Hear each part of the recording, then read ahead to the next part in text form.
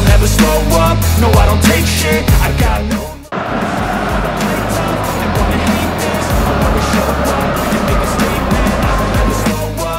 Ada beberapa hal yang disesalkan Shin Tae-yong sebagai pelatih timnas Indonesia ketika laga lawan Cina berlangsung. Seperti yang diberitakan, timnas Indonesia gagal meraih kemenangan dan akhirnya kalah di sepanjang babak kualifikasi Piala Dunia 2026 setelah melawan Cina. Cina berhasil membobol 2 kali gawang timnas Indonesia, sementara skuad Garuda hanya mampu menambah 1 gol lewat lemparan Pratama Arhan yang dieksekusi dengan indah oleh Tom Haye. Akhirnya, timnas Indonesia harus menerima skor akhir 1-2 melawan Cina meski lebih banyak menguasai bola. Di dalam konferensi pers usai pertandingan, Shin Tae-yong mengakui ada penyelasan yang ia rasakan saat pertandingan berlangsung.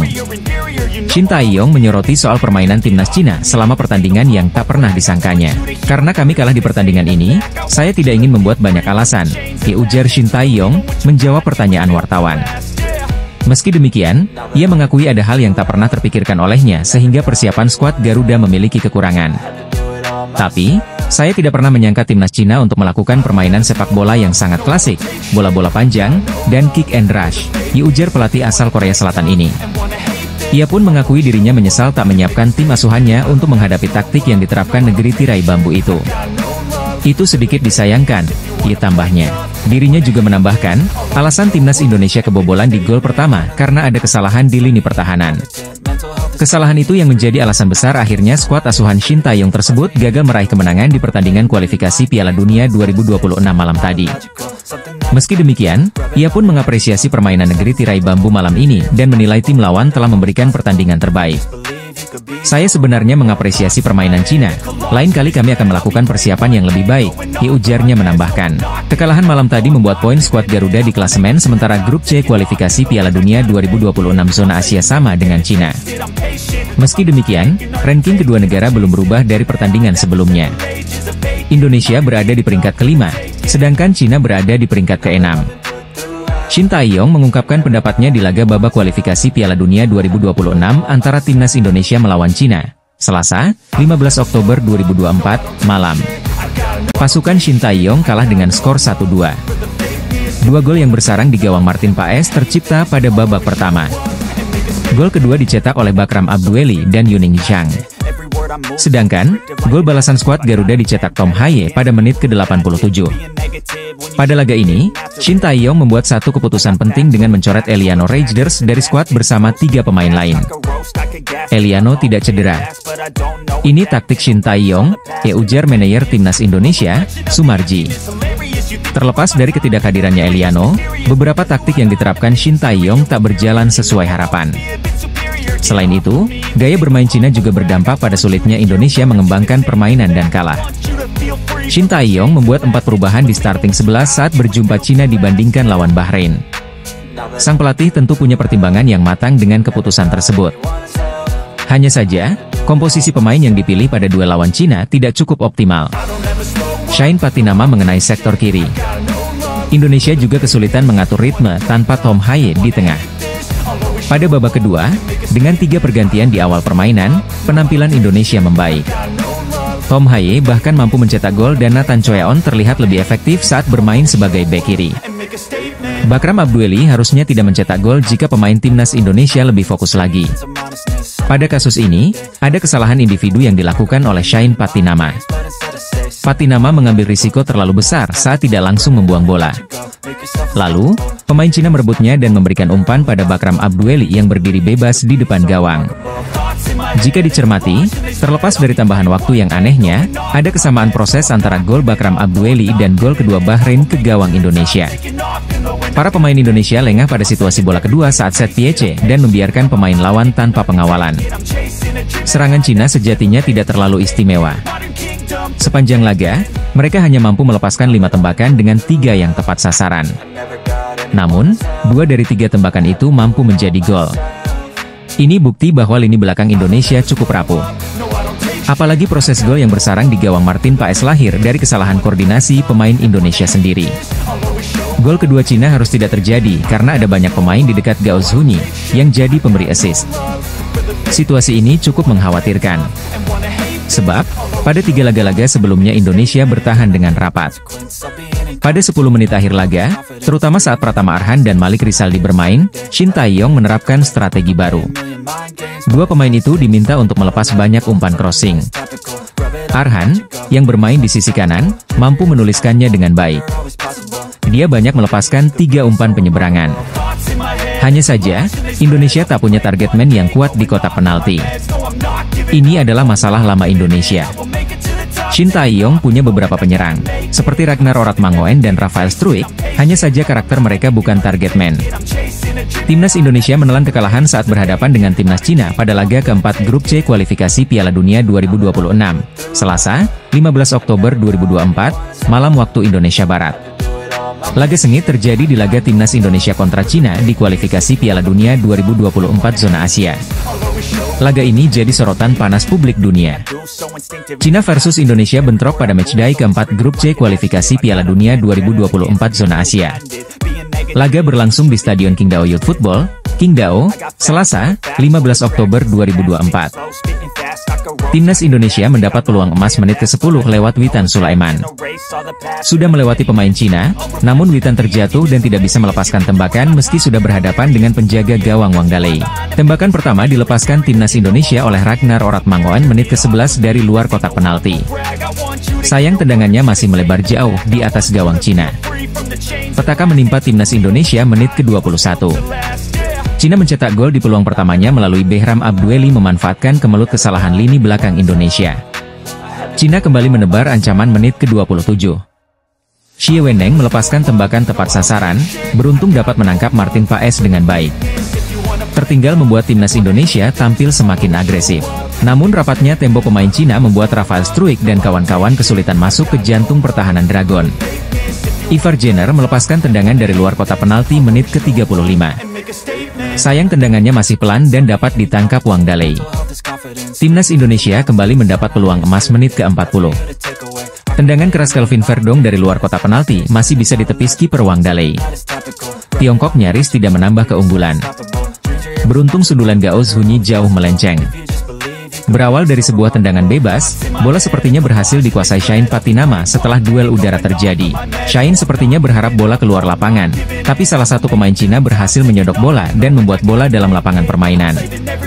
Bola kemudian jatuh ke Behram Abdueli yang dengan bebas menendang bola di depan gawang Indonesia tanpa mampu diantisipasi kiper Martin Paes. 1-0 untuk Cina. Timnas Indonesia kemudian meningkatkan tempo serangan. Setidaknya, tim Garuda punya 2 peluang emas, salah satunya lewat tendangan keras Kelvin Verdong pada menit ke-40. Pada menit ke-44, Behram Abdueli berhasil membobol gawang Indonesia. Memanfaatkan umpan terobosan, Behram Abdueli sukses lolos jebakan offside dan dengan dingin menaklukkan Paes. Skor 2-0 untuk Cina bertahan hingga akhir babak pertama. Laga Timnas Indonesia versus Timnas Cina akan berlangsung di Qingdao Youth Football Stadium. Skuad Timnas Indonesia sebagai tim tamu punya ambisi untuk raih kemenangan perdana di putaran ketiga kualifikasi Piala Dunia 2026. Walau bakal tampil di hadapan supporter lawan, namun Timnas Indonesia punya peluang cukup besar untuk kalahkan Cina. Pasalnya, secara statistik Timnas Indonesia sedang dalam kondisi on fire usai tak terkalahkan dalam 3 pertandingan terakhir. Sedangkan Cina justru belum mampu torehkan poin alias telan kekalahan beruntun dari 3 pertandingan. Selain mental pemain tim yang sedang terpuruk, secara psikis juga skuad Cina tidak dalam kondisi terbaik. Sebab, Cina harus jalani perjalanan jauh hingga belasan jam sebelum bertanding menghadapi Timnas Indonesia. Diketahui, Cina lebih dulu bertemu dengan Australia di pertandingan kandang pada matchday ketiga pada Kamis, 10 Oktober 2024, lalu. Perjalanan dari Cina ke Australia diperkirakan membutuhkan waktu 11 jam dan harus transit terlebih dulu, karena tak ada penerbangan langsung dari Adelaide ke Qingdao. Kondisi tersebut semakin diperparah setelah Cina dikabarkan menggunakan pesawat komersil alias para pemain harus satu kabin dengan penumpang umum.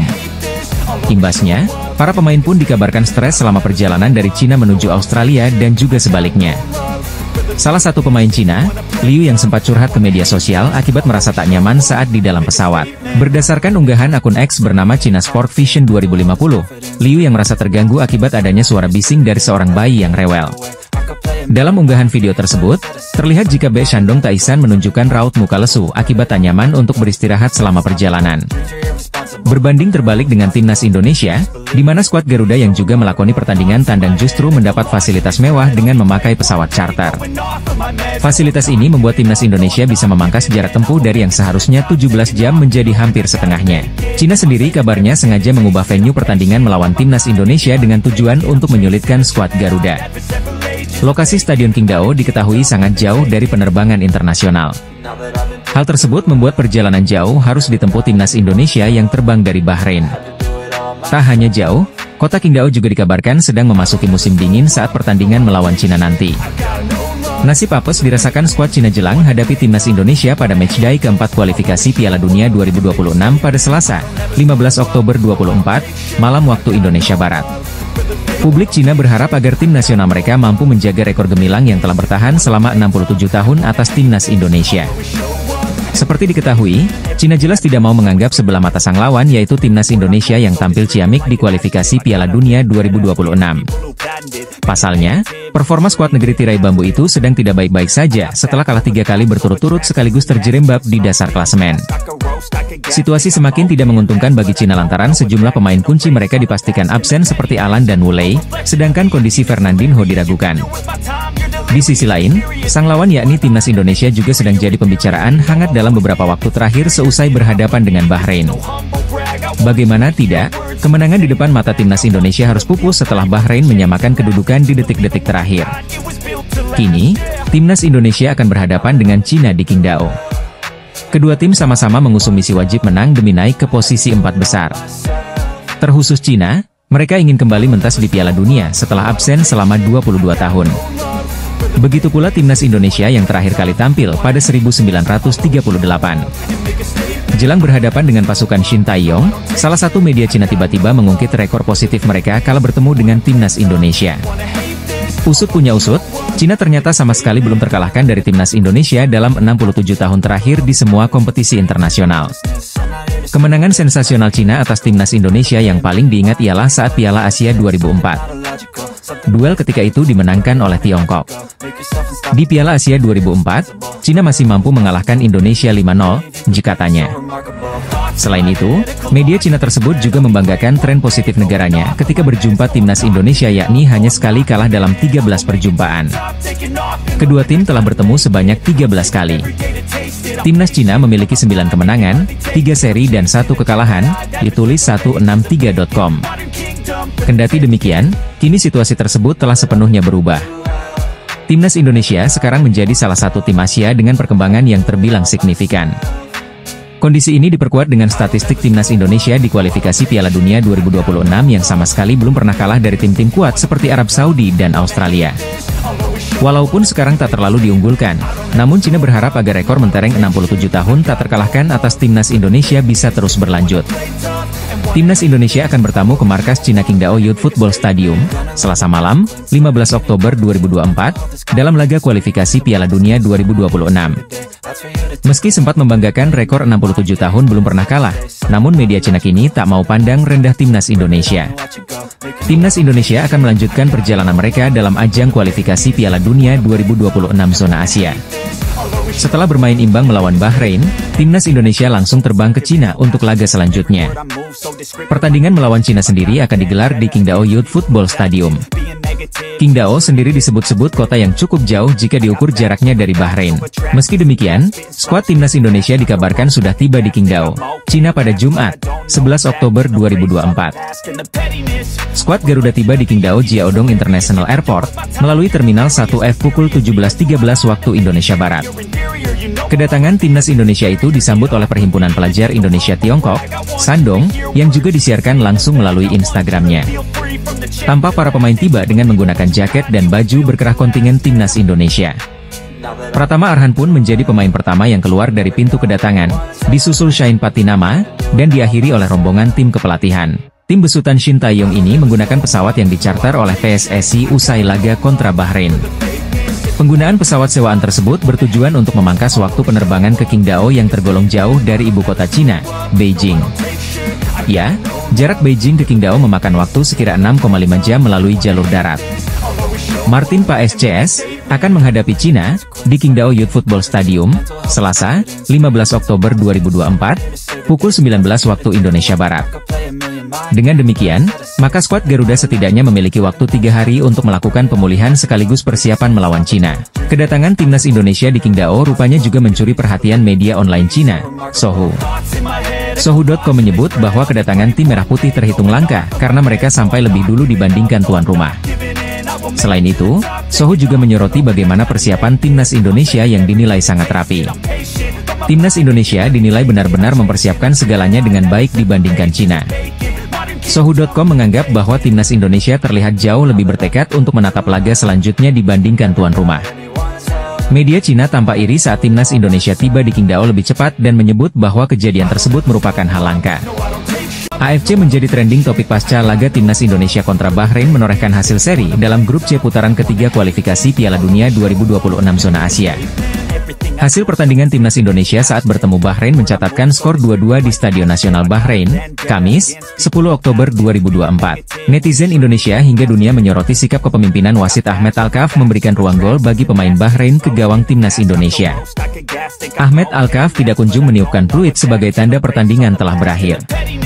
Wasit Ahmed Alkaf sebelum memulai pertandingan Bahrain versus timnas Indonesia di Stadion Nasional Bahrain, Kamis, 10 Oktober 2024. Tambahan waktu berasal dari ketentuan normal 45J2 menit diberikan 6 menit. Alkaf baru meniupkan peluit setelah Mohamed Marhon mencetak gol pada menit ke-98 menerima sundulan dari sepakan pojok. Sontak, setelah Marhon mencetak gol membuat Alkaf langsung memutuskan pertandingan berakhir. Hal itu membuat kepemimpinan Alkaf disorot memberikan ruang agar Bahrain mendapatkan hasil seri hampir dikalahkan oleh Garuda. Dikutip tvonnews.com dari berbagai sumber, banyak netizen memberikan julukan kepada AFC. Hal ini mengingatkan Presiden AFC, Sheikh Salman bin Ibrahim Al Khalifa berasal dari Bahrain. Sheikh Salman merupakan mantan wakil ketua komite disiplin FIFA tersebut memilih Alkaf berasal dari Oman memimpin pertandingan Garuda kontra Bahrain dinilai cukup kontroversial. Netizen pun menyebut berbagai akun resmi AFC menganggap wasit Alkaf memiliki satu rumpun berasal dari tanah Arab, yakni negara Oman. Tak hanya itu, netizen Indonesia merasa Garuda telah dicurangi membuat mereka menganggap hasil seri tersebut tidak membawa keberkahan bagi Bahrain. Sementara, pencetak gol berasal dari timnas Indonesia dicatatkan oleh Ragnar Oratmangoen dan Rafael Struijk. Gelandang Bahrain, Mohamed Marhon berhasil membukukan 2 gol saat menghadapi timnas Indonesia pada grup C kualifikasi Piala Dunia 2026.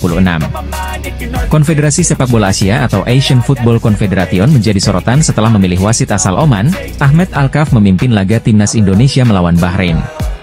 Laga timnas Indonesia versus Bahrain dalam matchday ketiga grup C babak ketiga kualifikasi Piala Dunia 2026 zona Asia berjalan ketat dan penuh drama. Laga timnas Indonesia versus Bahrain digelar di Bahrain National Stadium, Riffa, Kamis, 10 Oktober 2024, pukul 23 waktu Indonesia Barat. Gol sematawayang Bahrain pada babak pertama ini tercipta lewat tendangan roket Mohamed Marhon di menit ke-15. Kemudian, Ragnar Oratmangoen sukses membawa timnas Indonesia menyamakan kedudukan. Laga baru dimulai, nasib malang menimpa Malik Rizaldi. Pelipis Malik berdarah usai berbenturan saat menyambut bola yang melambung di atas dengan kapten Bahrain, Waleed Al-Hayam. Bukan hanya Malik, Waleed Al-Hayam juga mengalami cedera di kepala hingga harus mendapat balutan di kepala. Malik pun bisa kembali melanjutkan permainan usai mendapat perawatan. Setelah itu, kedua tim terus melakukan jual beli serangan. Bahrain pun bisa memanfaatkan peluang emas yang didapat pada menit ke-15.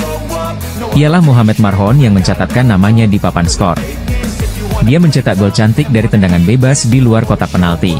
Tendangannya membuat bola membentur mistar gawang lalu memantul dan masuk ke gawang timnas Indonesia yang dikawal Martin Paes. Bahrain unggul 1-0. Setelah itu, Bahrain makin intens memberi tekanan ke lini belakang timnas Indonesia. Tetapi, Jai Idzes CS masih bisa menghalau serangan yang datang. Martin Paes juga melakukan sejumlah penyelamatan penting, salah satunya pada menit ke-40. Dia menepis tendangan keras di mulut gawang timnas Indonesia. Jelang akhir laga, timnas Indonesia mulai menemukan ritme permainan. Mereka intens membangun serangan hingga akhirnya bisa berbuah gol di menit 45J2. Ialah Ragnar Oratmangoen yang menjebol gawang Bahrain usai memanfaatkan umpan dari Ivar Jenner. Tendangannya gagal dihalau kiper Ibrahim Lutfallah. Timnas Indonesia pun menyamakan kedudukan 1-1. Skor bertahan hingga akhir laga. Timnas Indonesia bakal jalani matchday ketiga kualifikasi Piala Dunia 2026 putaran ketiga menghadapi Bahrain pada Kamis, 10 Oktober 2024. Bertanding di Bahrain National Stadium, skuad Garuda sebagai tim tamu diprediksi bakal lakoni laga berat kontra tuan rumah. Pasalnya, timnas Indonesia punya rekor yang tak terlalu baik ketika menghadapi tim asal Timur Tengah ini. Bahkan, tim Merah Putih sempat telan kekalahan telak 10-0 saat terakhir kali bertemu Bahrain di kualifikasi Piala Dunia tahun 2012 lalu. Namun untuk laga kali ini, timnas Indonesia dipastikan bakal tampil beda lantaran skuad Garuda ketambahan sejumlah pemain naturalisasi anyar. Terbaru, timnas Indonesia dipastikan bisa memainkan Maes Hilgers dan Eliano Reijnders yang dipanggil Shin Tae-yong usai resmi jadi WNI pada 30 September lalu. Dengan jam terbang di Eropa yang cukup banyak, dua pemain di atas diprediksi bakal membantu timnas Indonesia mengimbangi perlawanan Bahrain. Akan tetapi, kehadiran para naturalisasi anyar di atas juga bakal membuat sejumlah langganan starter timnas Indonesia harus bersabar dan turun ke bangku cadangan. Marcelino Ferdinand, pemain berusia 20 tahun ini kerap jadi gelandang serang andalan Shin Tae-yong saat timnas Indonesia tampil di ajang FIFA. Berikutnya adalah Witan Sulaiman. Sama seperti nama pertama, winger milik Persija ini juga kerap mengisi posisi trio lini depan timnas Indonesia bersama Rafael Struijk dan Ragnar Oratmangoen. Terakhir adalah Asnawi Mangkualam. Pemain yang sempat menjabat sebagai kapten timnas Indonesia juga berpotensi turun ke bench setelah Maes Hilgers resmi dipanggil skuad Garuda. Ketambahan para pemain naturalisasi baru, pelatih Shin Tae-yong diprediksi bakal menepikan 3 langganan starter timnas Indonesia berikut saat hadapi Bahrain. Apakah pesepak bola 28 tahun, Kevin Dix akan tiba di Indonesia pada Oktober 2024 sekaligus diperkenalkan sebagai calon pemain timnas Indonesia oleh Ketua Umum PSSI Erick Thohir? Sekadar diketahui, Zulham Subari selaku pelukis baru saja mengirimkan hasil lukisannya kepada Kevin Dix. Ia melukis Kevin Dix dengan latar lambang Garuda. Gambar tersebut kemudian dikirim Zulham Subari via direct message ke Kevin Dix. Kevin Dix pun bahagia dan berharap bisa segera bertemu sang pelukis. "Saya harap segera berada di Jakarta, jadi Anda tidak perlu mengirimkannya," kata Kevin Dix dalam percakapan via Zulham Subari, yang dibagikan via akun Instagram. Konfirmasi di atas akan menegaskan Kevin Dix akan tiba di Indonesia dalam waktu dekat untuk menjalani proses naturalisasi.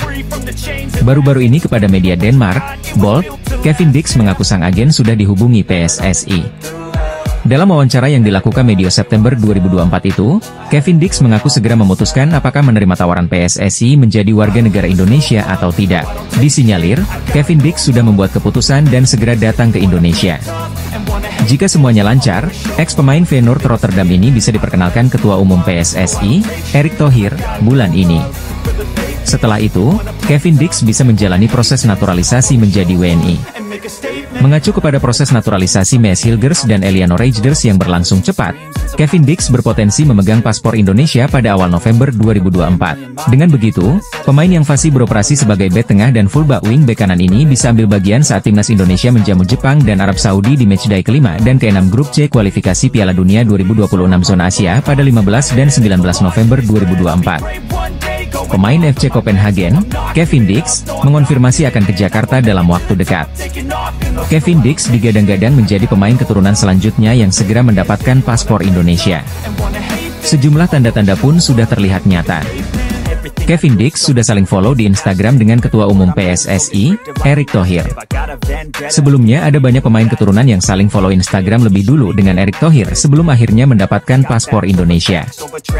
Bukan tak mungkin, Kevin Dix dan Erick Thohir sudah saling komunikasi. Karena itu, jangan heran jika pada bulan ini Kevin Dix dan Erick Thohir saling bersalaman di Jakarta. Tak ada angin tak ada hujan, Kevin Dix dan Maes Hilgers tiba-tiba saling follow. Padahal, keduanya tidak memiliki ikatan, yang mana tak pernah membela klub yang sama. Maes Hilgers sendiri baru saja mendapatkan paspor Indonesia pada Senin, 30 September 2024.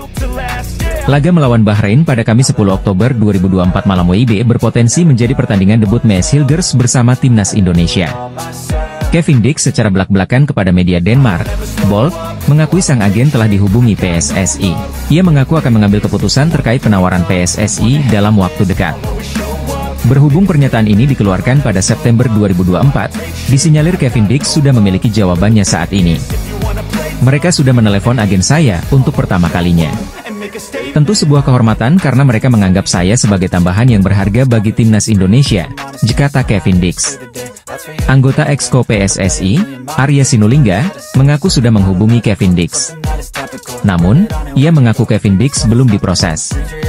Pernyataan itu disampaikan Arya di channel YouTube-nya pada awal September 2024. Kevin Dix juga belum. Ada komunikasi tapi belum, kata Arya Sinulinga.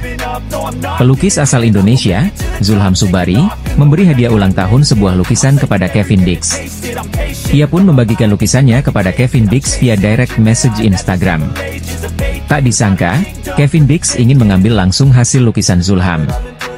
Sebab, dalam pengakuannya Kevin Dix akan ke Jakarta dalam waktu dekat.